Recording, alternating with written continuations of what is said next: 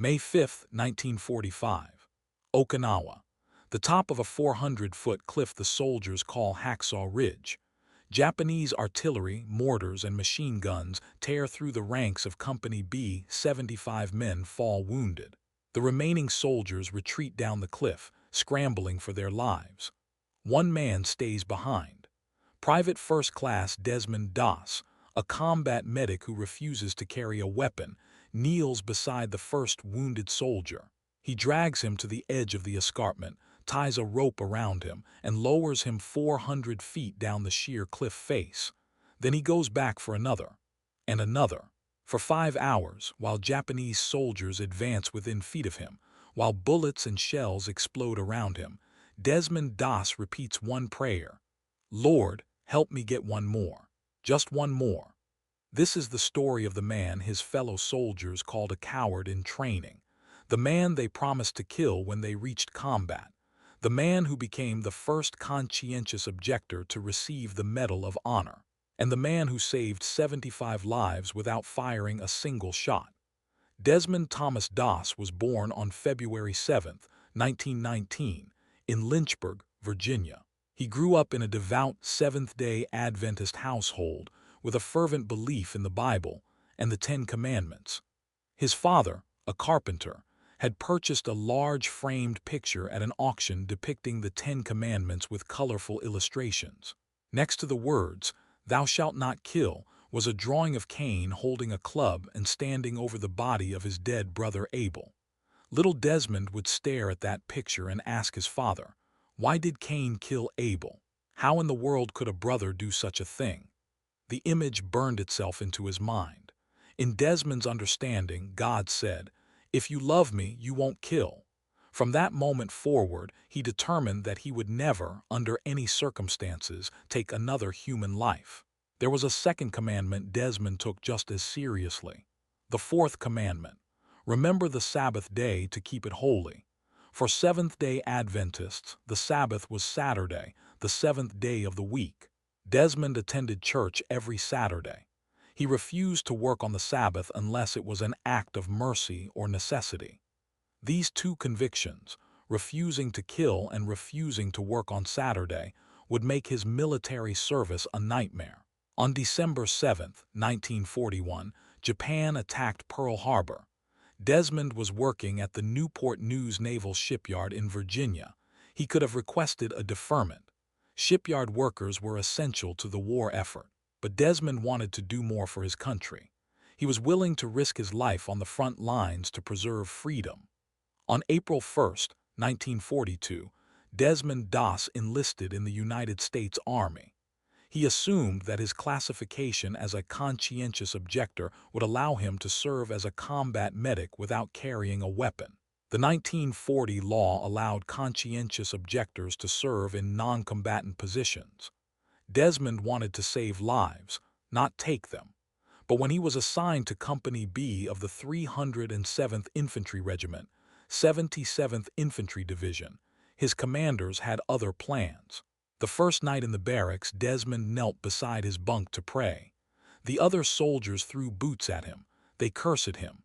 They mocked him. This Bible-reading Puritan was totally out of sync with the rest of the army, and it only got worse.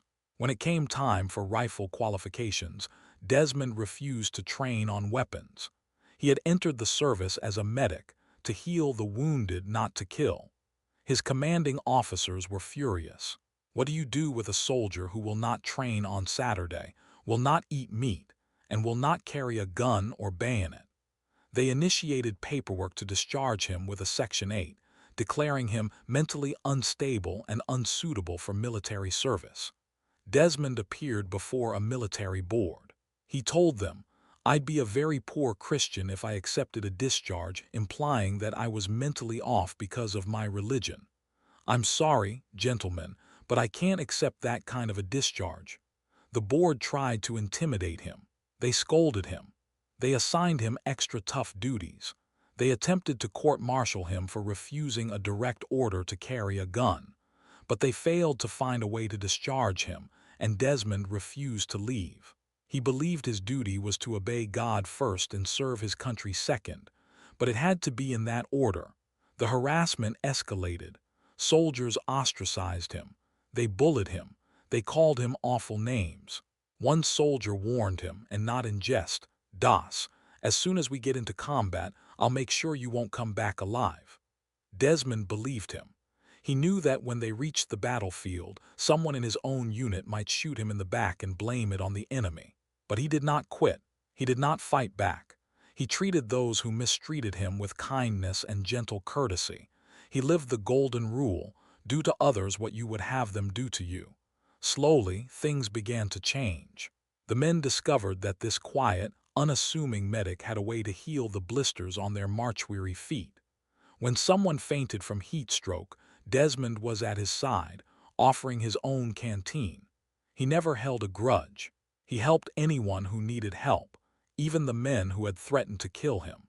And by the time the 77th Division shipped out to the Pacific in 1943, some of the soldiers were beginning to respect him. Not all of them, but some. Desmond's first taste of combat came at Guam in July 1944. When the cry "medic" rang out on the battlefield, Desmond never considered his own safety. He repeatedly ran into the heat of battle to treat fallen comrades and carry them back to safety. All this while enemy bullets whizzed past and mortar shells exploded around him. Several times, while treating a wounded soldier, Desmond was so close to enemy lines he could hear Japanese soldiers whispering. At Leyte in October 1944, Desmond's courage became legendary. Time after time, he braved enemy fire to reach the wounded and remove them to safety. On one mission, he darted into the open to treat and rescue a wounded man, even while a Japanese sniper aimed directly at him. His fellow soldiers watched in horror, unable to return fire for fear of hitting their own men. The sniper had Desmond in his gun's sight. He should have pulled the trigger, but he did not. Years later, a missionary in Japan told the story of Desmond's brush with death that day. After the service, a Japanese man in the back of the room approached a deacon and said, "That could very well have been me. I was there, and I remember having a soldier in my gun's sight, but I couldn't pull the trigger." Whether divine intervention or simple hesitation, Desmond survived Leyte. For his repeated heroism, he was awarded the Bronze Star Medal. Let us know in the comments where you are watching this from. Are you in the United States, Germany, the United Kingdom, or somewhere else? We would love to know who is keeping these stories alive.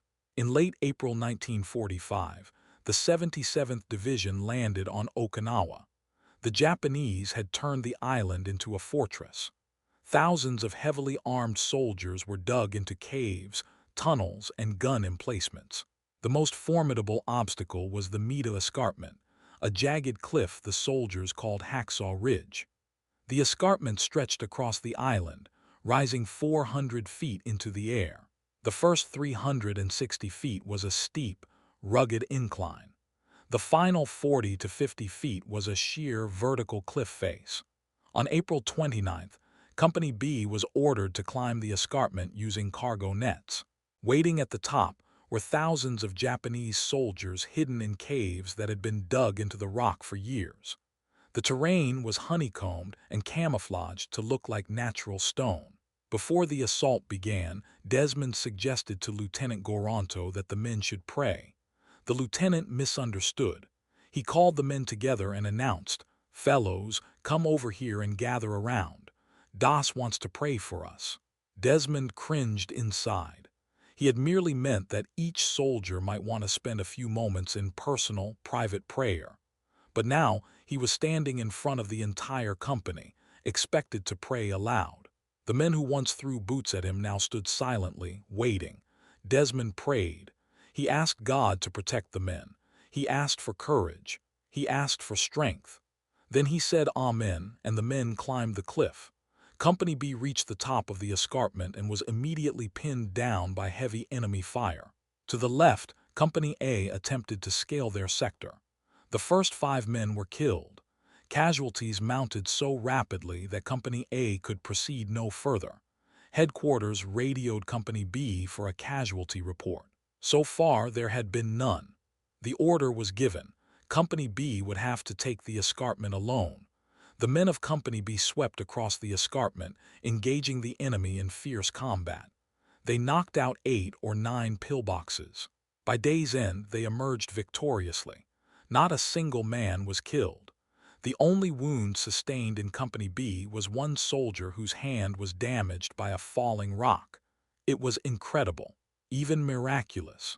The next day, a follow-up inquiry was made to determine how Company B had accomplished the assault on the Meta escarpment without a single casualty. A photographer arrived to take a picture. The official report was filed all the way back to Army headquarters in the United States. The official answer: Das prayed. The battle for the Meta escarpment was not over. The Japanese had not relinquished control. They hid in the caves during the day, then emerged at night to attack. For days, the fighting continued. On May 2nd, Desmond exposed himself to heavy rifle and mortar fire to rescue a wounded man 200 yards forward of the lines. 2 days later, he treated 4 men who had been cut down while assaulting a strongly defended cave. He advanced through a shower of grenades to within 8 yards of the enemy position, dressed his comrades' wounds, and then made 4 separate trips under fire to evacuate them to safety. Then came May 5, 1945, a Saturday, Desmond's Sabbath. The tide of battle turned against the Americans. Enemy artillery, mortars, and machine gun fire raked into the ranks of Company B. Japanese soldiers swarmed out of their foxholes and caves in every direction. Almost immediately, 75 men fell wounded. Officers ordered an immediate retreat. Soldiers rushed to climb back down the steep cliff. Less than 1/3 of the men made it down safely. The rest lay wounded, scattered across enemy soil, abandoned and left for dead. All the soldiers climbed down, except one. Desmond Doss disobeyed orders. He charged back into the firefight to rescue as many of his men as he could before he collapsed or died trying.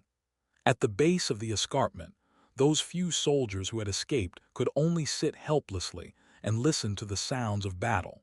And then, amazingly, a wounded soldier appeared over the face of the escarpment.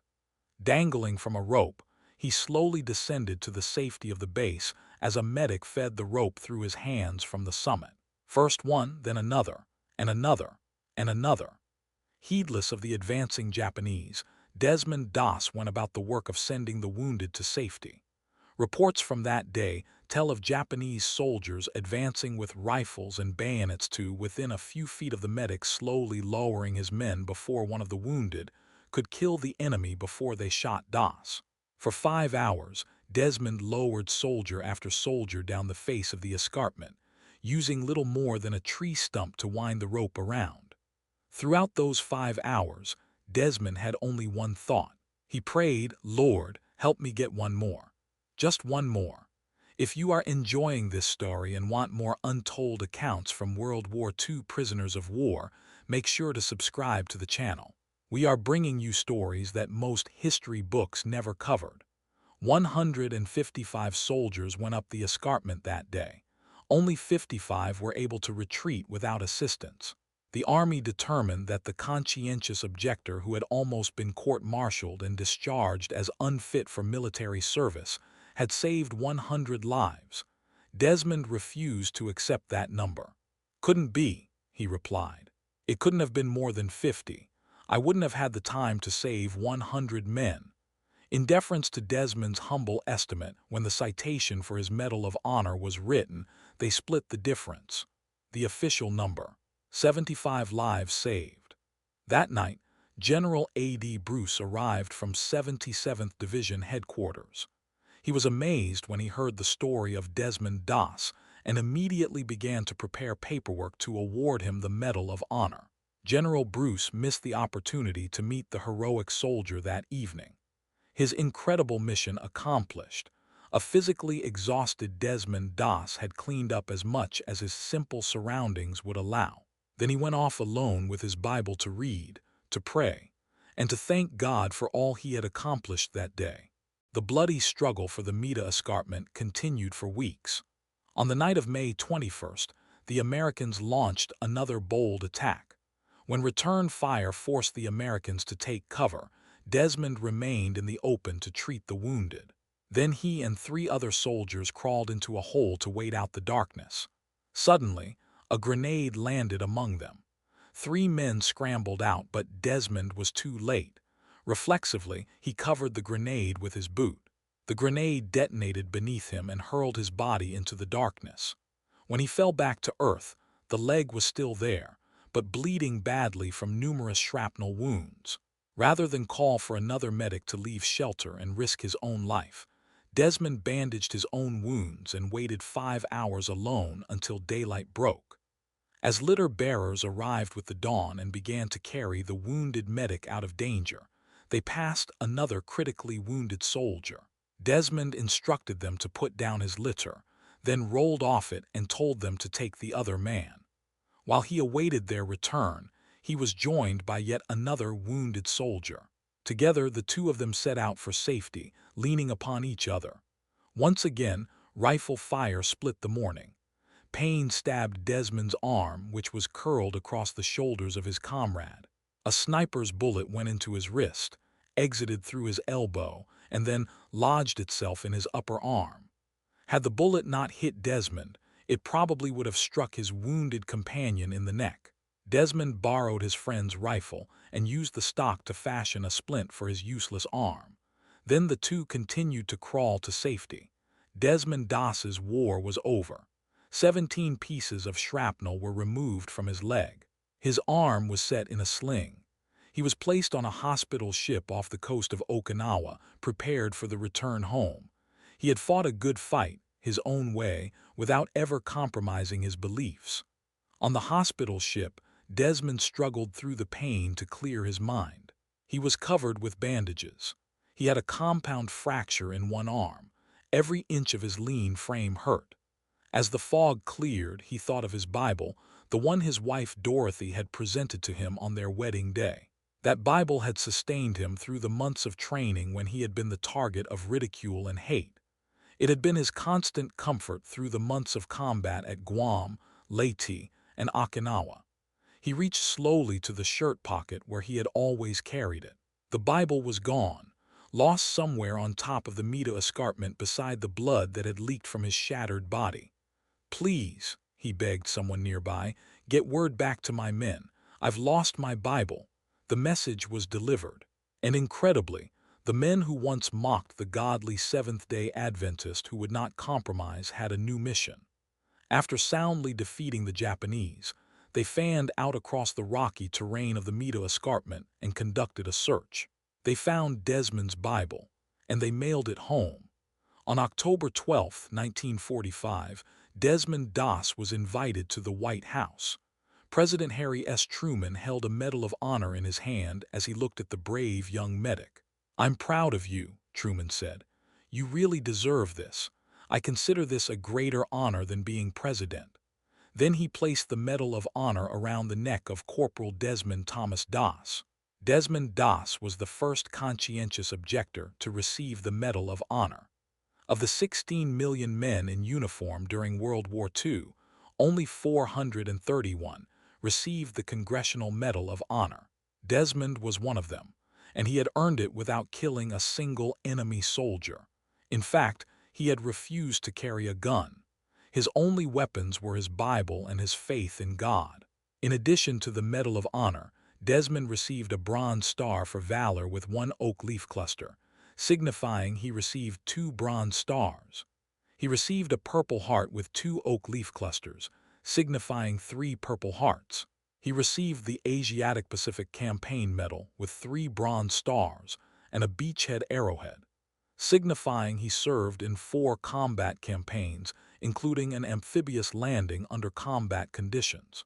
And he received the Presidential Unit Citation given to the 1st Battalion, 307th Infantry, 77th Infantry Division for securing the Mita escarpment. Before being discharged from the Army in 1946, Desmond developed tuberculosis. He spent most of the next 6 years in hospitals. Cold, wet, sleepless nights shivering in a muddy foxhole on the islands of the Pacific had taken their toll. As the illness progressed, His left lung had to be surgically removed along with 5 ribs. For the rest of his life, he survived on a single lung. Desmond built a home with his own hands on Lookout Mountain in Rising Fawn, Georgia, where he and his wife Dorothy raised their son, Desmond Thomas Doss Jr. In 1965, the United States Congress voted to provide each living recipient of the Medal of Honor a monthly stipend of $100. Desmond used much of his stipend, as well as his other income, to fund the Civilian Defense Rescue Service for Walker County, Georgia. The following year, 7 Boy Scouts and their leader became lost in a dark, wet, gas-filled cavern. The Walker County CDRS worked around the clock to find and rescue them. Desmond spent more consecutive hours in that cave, working harder than anyone else. Despite his own health problems, Desmond never quit giving. Throughout his life, he never turned down an opportunity to speak to any group that it was humanly possible for him to attend. Dorothy was always there to help. In 1982, Dorothy was diagnosed with cancer and underwent surgery. For 8 years her health improved, then suddenly began to degenerate.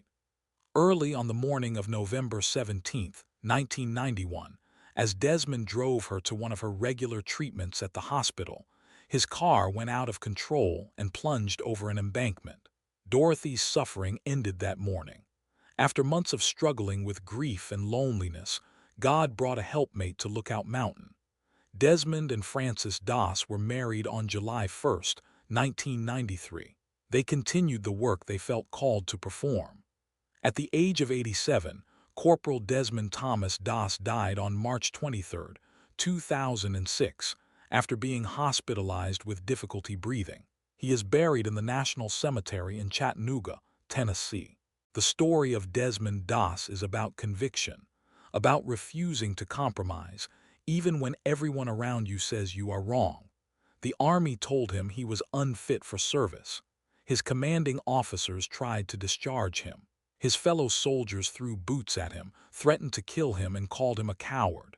But Desmond never wavered. He believed God said, "Thou shalt not kill," and he was not going to kill, no matter what anyone said. But the story is also about courage. Real courage. Not the courage to fire a weapon. The courage to run into enemy fire unarmed. The courage to stay on top of Hacksaw Ridge when every other soldier retreated. The courage to lower 75 wounded men down a 400-foot cliff, one by one for 5 hours, while Japanese soldiers advanced within feet of him. The courage to pray, "Lord, help me get one more. Just one more," and then go back into the fire. The men who once mocked Desmond Doss as a coward watched him save their lives. The man who threatened to kill him in combat was one of the 75 men Desmond lowered down the cliff on May 5th. The Army that tried to discharge him as mentally unfit gave him the Medal of Honor. And the nation that doubted whether a conscientious objector could be a soldier learned that courage does not require a weapon. It requires faith. Desmond Doss proved that you can serve your country without compromising your beliefs. You can fight without killing. You can be a soldier and a Christian. And you can earn the respect of everyone around you, not by changing who you are, but by being who you are so consistently, so courageously, so selflessly, that even those who hate you cannot deny your courage. On the island of Okinawa, at the site of the Mito Escarpment, there is a bronze tablet, a monument to a true hero, Desmond T. Doss, the conscientious objector, the unarmed medic, the man who saved 75 lives without firing a single shot.